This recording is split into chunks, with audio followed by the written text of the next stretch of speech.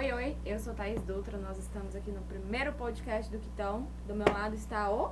Rafael Campos, obrigado pela oportunidade, Quitão, e vambora, vamos ver o que vai dar nisso aí.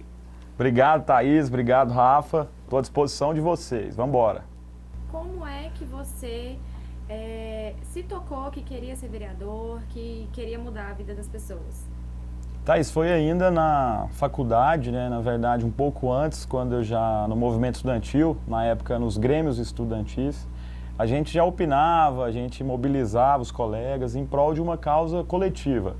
E depois disso ter dado certo na universidade, quando tive a oportunidade de participar e compor o Centro Acadêmico Clóvis Bevilacqua, do Direito, na época da UCG, hoje PUC, onde estudei, me formei também. De lá a gente começou a ver que essa união trazia resultados. A gente conseguiu, na época, reformar o estacionamento, renovar a biblioteca, e foi isso que nos impulsionou a pensar maior um pouco e querer mudar o nosso bairro, a nossa região, e com o apoio dos amigos, a graça divina, nós conseguimos nos eleger vereador e hoje ser o mais jovem da Câmara. Isso para mim é um motivo de orgulho e de responsabilidade, né? Vocês sabem, nós jovens somos exigentes e é para isso que eu tenho trabalhado bastante, para poder corresponder quem acredita nessa nova política que é a que nós praticamos. Bacana. Bom, eleito em 2016, o mandato começou em 2017. Rafinha, Isso. pode começar. Então, eu sempre apoiei essa juventude, né, pra gente, pra população goianiense é novo essa juventude na política e a gente acaba tendo, né, a mesma cabeça, as mesmas coisas. E eu já quero discutir um dos pontos importantes, que é a mobilidade urbana, né, que é um dos pontos mais escasos aí com a população. E o que você tem visto desde o começo do seu mandato até agora? E é muita coisa, né? Um pouco, Rafa, mas por acompanhar até antes disso em Goiânia, por ser bem atento a essa causa da mobilidade, por gostar disso, eu sinto pena da cidade, porque esse último governo tem investido muito pouco. Inclusive, eu achava que o governo passado, do então prefeito Paulo Garcia, tinha investido pouco também, mas depois de ter visto o que acontece nos dias de hoje, eu até reconheço alguns pontos positivos do investimento em alguns quilômetros de ciclovia, uma tentativa de mudar um pouco da cultura de nós goianienses para poder usarmos outros meios de transporte, que não seja o único carro individual, né, moto.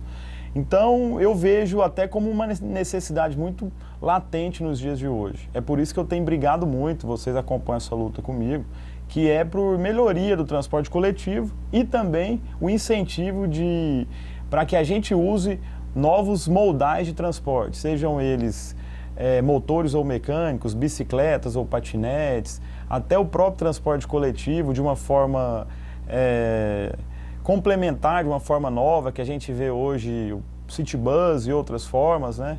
E além do que, a gente poder também melhorar o próprio trânsito, que é implantar os corredores, implantar duplicação em algumas vias, uma série de outras coisas, como sincronização inteligente de sinaleiros, que a gente sugeriu, até para dar segurança para o cidadão e também para melhorar essa questão da mobilidade em Goiânia, que eu acho que vai ser um dos pontos mais importantes no futuro, se a gente não cuidar agora. Pode vir a ser um problema grande. Bom, nas últimas semanas teve uma reunião da Câmara Deliberativa, né, do transporte coletivo, e eu queria que você falasse um pouco sobre a questão da criação, da possibilidade, né, a sugestão que você deu, da possibilidade de criar um fundo para financiar o transporte, né, já que as empresas argumentam muito que não tem dinheiro para investir e tudo mais. Como é que funcionaria esse fundo de investimento do transporte? Thais, o primeiro ponto que eu vejo como necessidade é a retomada da bilhetagem, que é a gente poder administrar esses recursos, porque hoje o consórcio que explora o serviço tem essa responsabilidade, que é de arrecadar, de pagar, de gerir tudo isso. Porque depois que a gente tiver o controle, o cérebro da operação, a gente vai saber de fato quantas pessoas são usuários gratuitos, quanto precisa desonerar, e para os nossos telespectadores entender, a desoneração é necessária porque barateia, né? A gente tira todo o imposto que incide no transporte para baratear as operações e, por consequência, cobrar uma passagem mais barata, onde vai sobrar mais recursos para a gente poder investir em novos ônibus, em reforma de terminal, em troca de abrigos, que são os pontos. E se Deus quiser no futuro, a gente construir um metrô, trilhos, trens e outros meios de transporte que já existem em outras cidades do Brasil. A questão do fundo seria interessante, até para a gente explicar. Hoje em dia, existem 8 tipos de gratuidades, né, que vai desde o estudante ao policial militar, correios, oficiais de justiça, deficiente físicos, idosos, renais crônicos. No total são 8, mas o Estado só paga, Rafa, por uma delas, que é o estudante. Todas as 8 são importantes. O problema é que quem paga isso é quem mais precisa, que é o usuário do ônibus. Então, a nossa ideia é que primeiro os governos paguem pelas gratuidades, a gente tenha mais transparência na gestão para a gente poder ver o que de fato precisa ser investido, o que precisa ser barateado e de quem cobrar essa conta, dividindo a responsabilidade com as prefeituras da região metropolitana e com o próprio governo do estado. Essa é a ideia do fundo, onde toda a prefeitura e o governo ajudariam um pouco o transporte, como, por exemplo, a implantação do parquímetro em Goiânia. Seria uma forma da prefeitura não precisar tirar dinheiro da educação, da saúde, de outras áreas, e também, da mesma forma, poder investir no transporte, que precisa muito, e quem usa sabe que é desumano, as mulheres sofrem abuso, as pessoas chegam atrasadas, é um serviço lixo. Então a gente precisa melhorar para ontem. Essa é a nossa preocupação lá na CDTC, representando a Câmara. E você acha que com esse projeto desse mandato, com um projeto que já é de mandato anterior, que é o BRT, que a gente está vendo essas obras incessantes aí e que não acabam, você acha que é uma alternativa muito importante e que vai mudar a mobilidade urbana em Goiânia assim que estiver pronto? E tomara que esteja pronto em breve também? Com certeza, Rafa. Inclusive, é uma das maiores lutas nossas, né? Denunciando descaso, falta de interesse da Prefeitura em buscar recursos no governo federal. E para que todos saibam, a cada, se não me engano, 4 milhões que o governo federal investe, a Prefeitura só investe 1. Então isso é muito importante para a cidade e é uma obra barata. E ela vai ligar a cidade em um ponto importante a um outro extremo que precisa e não tem um outro eixo como esse. Então a gente teria o eixo Anhanguera ligando a um ponto, ao outro, ao meio da cidade, o BRT Norte-Sul, que ligaria outros extremos da cidade, e para completar o que a gente também briga muito, Thaís, que é a implantação da segunda parte da Leste-Oeste, que seria um outro eixo. Ou seja, hoje a gente só tem um eixo que corta a cidade e no futuro a gente pode ter 3, desde que os governos, né, a própria prefeitura, corra atrás desses recursos e resolvam isso. E até com pesar que eu registro aqui, a possibilidade talvez que foi cogitada e hoje eles disseram que não, mas que não vai ter mais a diminuição do eixo Anhanguera, né? Mas isso foi cogitado e me preocupa bastante, porque a gente perde um grande eixo de mobilidade que liga 2 extremos da cidade. Bom, assim, vamos passar para outro assunto agora, né? Que também é muito importante, Goiânia precisa de mais, é sobre inclusão social. Tem alguns projetos bem legais tramitando na Câmara e eu queria saber especificamente sobre o projeto Praça Acessível, né? Como é que isso pode trazer diversão também para as crianças deficientes, etc. Thaís, é um sonho nosso, depois que eu fui apresentado até por pais de crianças com deficiência física, que às vezes são privadas por não ter equipamentos adaptados e acessíveis a essas crianças. E depois disso, a gente propôs uma lei que, se for aprovada, vai exigir com que as novas praças, os novos equipamentos, tanto públicos quanto privados, sejam adaptados a essas crianças com deficiência. E não é nada também que vai atrapalhar nem a prefeitura e nem as empresas, pelo contrário, é um percentual justo, onde a gente vai dar dignidade para os pais e para as próprias crianças se integrarem às outras, porque às vezes a criança deficiente acaba se excluindo por justamente não ter acessibilidade aos locais de lazer, de entretenimento, enfim. Essa é a nossa preocupação, integrar crianças com deficiência às outras e para que elas cresçam juntas e acabem com o preconceito na raiz. Fora que os pais também se sentem meio chateados, né? Porque não poder levar os seus filhos para os parques e tal. Uma coisa que eu achei importante quando eu li o projeto, que não foi nem a emenda do brinquedo em si ser acessível, mas até o trajeto de chegar ao brinquedo, da criança chegar ao brinquedo com deficiência, principalmente os cadeirantes e quem possui também deficiência visual, o trajeto, tipo, tudo foi bem pensado, entendeu? Isso que eu gostei muito. Exatamente. A gente sabe que não adianta ter só o brinquedo Não adaptado. foi nem a emenda mesmo. Exatamente. Não é só o brinquedo que tem que ser adaptado, tem que ser desde a chegada, desde o acesso, a todas as vias do parque, tem que dar condição a essa criança se locomover e aproveitar todos os equipamentos do parque, né? Exatamente, vamos torcer para que seja aprovada. Isso aí. Bom, sobre o projeto Fashion Truck, né, que é um projeto de empreendedorismo, né, que precisamos, que né, precisamos, nesse Brasil com vários exatamente. milhões de desempregados, e o Fashion Truck pode mudar um pouquinho a realidade de Goiânia. Exatamente, vocês já disseram quase que tudo, né? A gente tem muito desempregado, a prefeitura também precisa arrecadar mais para poder investir na própria cidade. E nesse contexto onde os food trucks fizeram sucesso, né, a gente propõe também que seja legalizado, que a gente traga essas pessoas para a legalidade, liberando elas para que trabalhem com moda de forma itinerante, né? Que elas montem ali uma van, às vezes um truck, né? Uma Kombi, algum veículo adaptado que dê condição dela fazer venda da moda, de acessórios e roupas em qualquer lugar da cidade que lhe for permitido, né? Que não atrapalhe o trânsito e não infringe as regras do meio ambiente, por exemplo, o código de posturas. Essa é a nossa preocupação. É uma forma a mais de gerar emprego, é uma forma a mais da prefeitura arrecadar e é uma forma a mais de incentivar esse polo da moda que vem crescendo muito em Goiás e principalmente em Goiânia. Eu entrevistei essa semana uma empresária que tem um quiosque ali na 83, não vou falar o nome, né? Mas ela achou espetacular, assim, que ela vai poder levar mais perto da cliente que não tem tempo de sair do trabalho, ou depois do trabalho todas as lojas estão fechadas, vai levar mais para perto da cliente e possibilitar, assim, né, mais facilidade para quem precisa comprar, para quem quer comprar, às vezes precisa dar um presente. Exatamente, a preocupação é essa, para poder, nos ambientes onde frequentam muitas pessoas, a gente poder também dar a opção da pessoa trabalhar ali o seu comércio de uma forma legal, né? Gerando emprego e acrescentando ainda mais para a economia de Goiânia.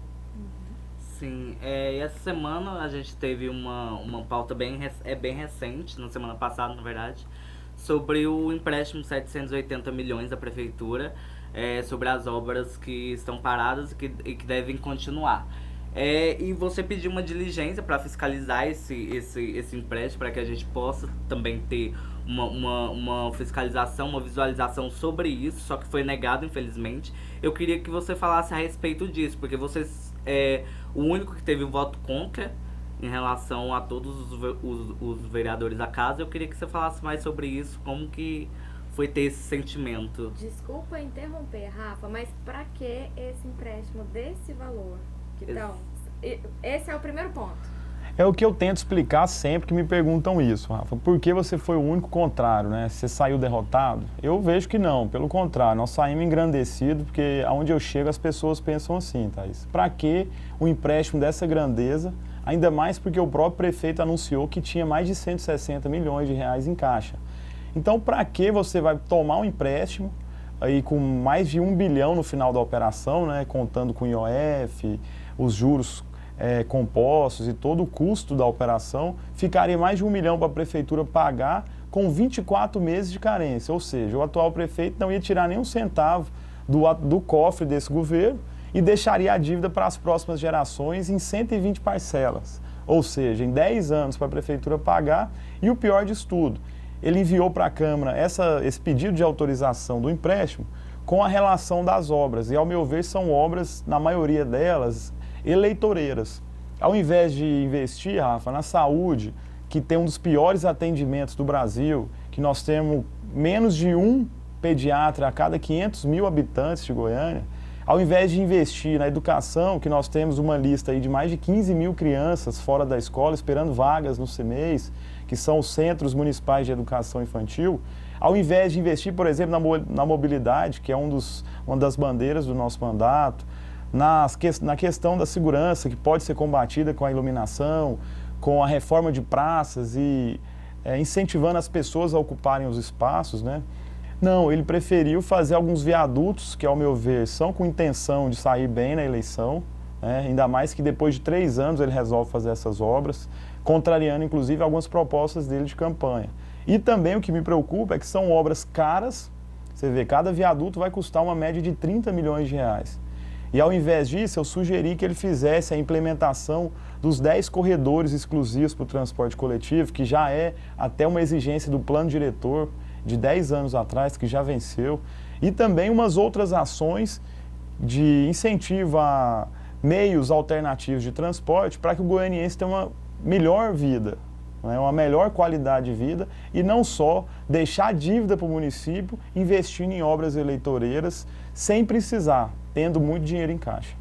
Não, e tem certos planejamentos também que parece que não vingam muito, né? Aquele viaduto ali da Marginal com a 88, existe, mas aparentemente, né, pra mim não desafogou o fluxo nenhum. E aí daqui uns dias, conforme foi noticiado muito aí pela prefeitura, daqui uns dias eles vão fazer um novo viaduto na Jamel Cecílio, que já é uma região muito caótica, principalmente nos horários de pico, e com reforma, com desvio e etc, vai ficar ainda mais difícil de transitar lá.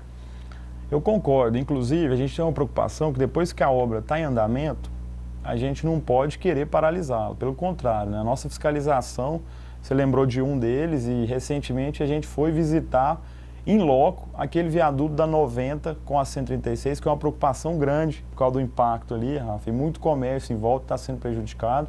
Então a gente foi pessoalmente poder fiscalizar, até porque a obra já começou, então nós não vamos atrapalhar ela. Pelo contrário, a gente vai ficar de cima para que eles cumpram o cronograma já adiantado, sem um atraso de nem um dia, nem um minuto, se for possível, nem um segundo na obra, porque isso impacta na cidade.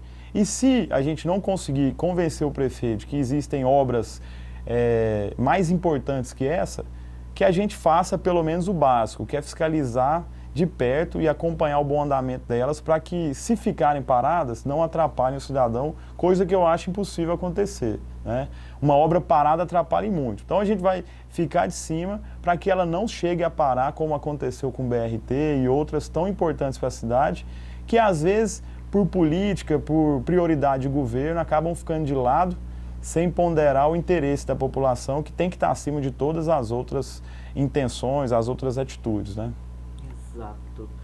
E por último, mas não menos importante, é o atendimento à população, né? Que é o atendimento ao gabinete. Se você tem alguma pauta, se você tem alguma sugestão, você pega o número do gabinete online, que é o WhatsApp, e conversa com a gente que a gente vai discutir de boa sobre sua dúvida, sua demanda, sua pauta. E eu queria saber como que é esse atendimento, com quem que você mais recebe a população e o que elas mais pedem, né, também.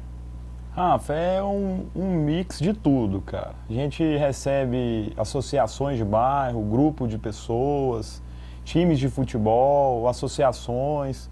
E o interessante, Thais, é que cada uma dessas pessoas que vão ao gabinete ou que me procuram pelo telefone, pelo gabinete online, ou um de vocês, a nossa equipe, tem uma demanda legítima, né? Eles querem alguma melhoria para a cidade, para o seu bairro, e é em cima delas que a gente tem norteado o nosso mandato, né? Justamente em resolver os problemas que chegam a nós e que a gente também percebe que a cidade precisa. Dar atenção, principalmente, às pessoas que às vezes estão carentes de um contato maior com o representante, e é isso que a gente tem buscado, né? O político ele tem que estar próximo das pessoas, não longe. Sim, não, e o vereador é até um pouco mais, né, assim, porque a gente anda pela Câmara e onde você vai tem alguém lá, assim, da população mesmo em geral, e senta e conversa, gabinete aberto, inclusive o Kitão falou sobre gabinete online, vai aparecer o número bem aqui embaixo, você pode mandar o WhatsApp, todos nós vamos atender a sua solicitação, e o próprio Kitão vai responder vocês, então é isso. Essa foi o primeiro de uma série de podcasts que a gente quer implantar esse novo canal de comunicação entre você, população, você, eleitores. Aceita sugestões, críticas, como Exatamente. Obrigado vocês. Primeiro pela iniciativa, parabenizo aqui nossa equipe, que é 10, né?